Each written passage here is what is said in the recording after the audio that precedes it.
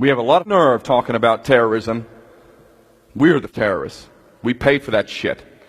Let's go back to Vietnam. 20 million bombs dropped on that country, more than all of World War II combined.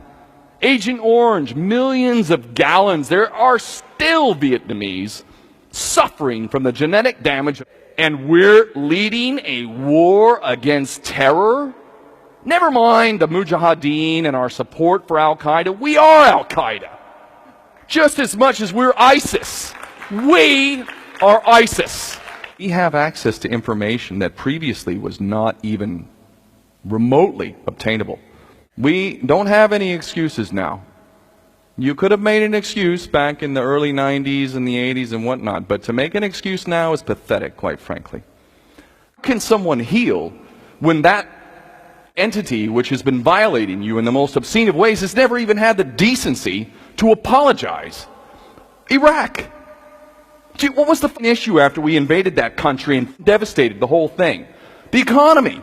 We're all worried about the economy. We just killed 1 million plus people. We created millions of orphans, millions of refugees, and we're concerned about the economy? We're not even bothered to apologize for what we've done? And why aren't we holding our politicians to account? If I was Iraqi, if I was born and raised Palestinian, I'm honored to be a Palestinian citizen. I'm as close as you get to being a naturalized Palestinian citizen, and boy, oh boy, am I proud of that.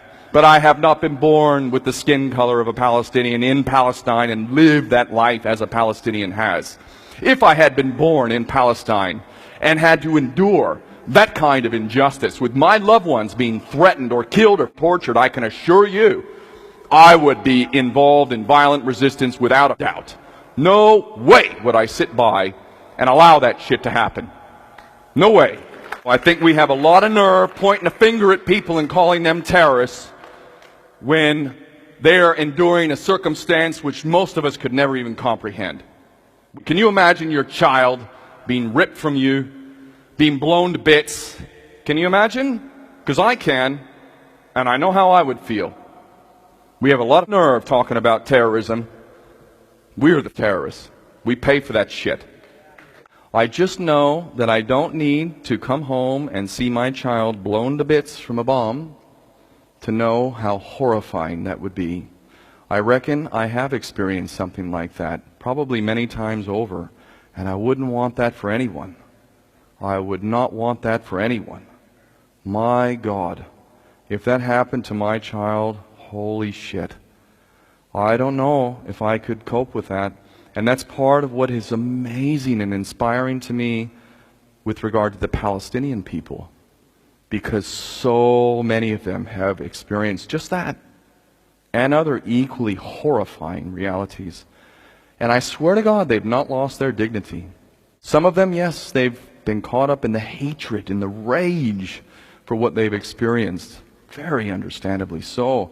But a remarkable amount of Palestinians have not become the monster which is oppressing them. That is amazing.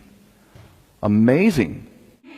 Through the approval of our proxies, are ISIS.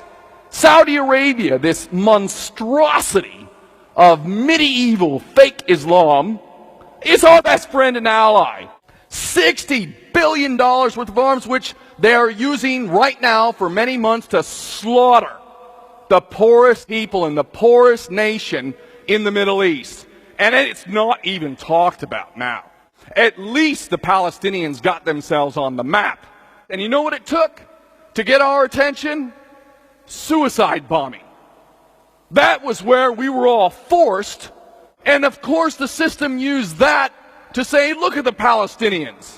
Look how violent they are. They just hate the Jews. They just want to drive them all to see. Bullshit, what any desperate person would do eventually. And I'll tell you what, if it happened to the American people, if they were occupied and treated like that for that many decades, would have been blood in the streets everywhere. We would have been killing our own people. You collaborating?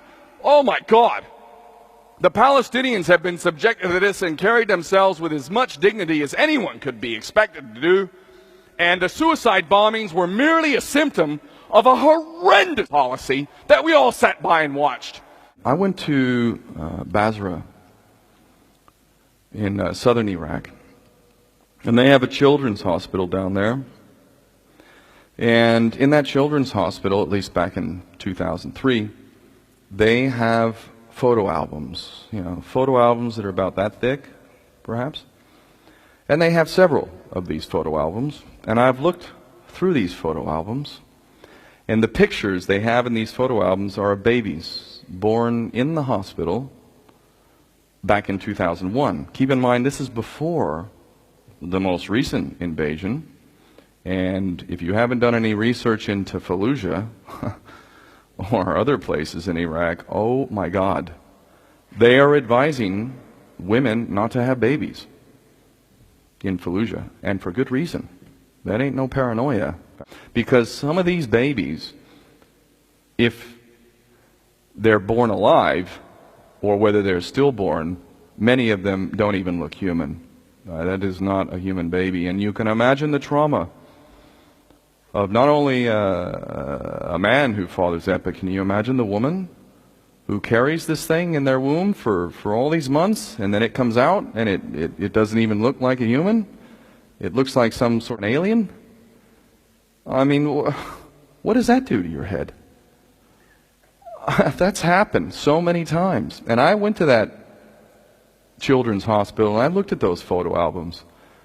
And, Jesus, man, there ain't no way we can atone for that shit. I mean, even apologies and, financial compensation, there's nothing we can do to compensate for that. We have a lot of nerve talking about terrorism. We're the terrorists. We pay for that shit. And we're leading a war against terror? Never mind the Mujahideen and our support for Al-Qaeda. We are Al-Qaeda. Just as much as we're ISIS. We are ISIS.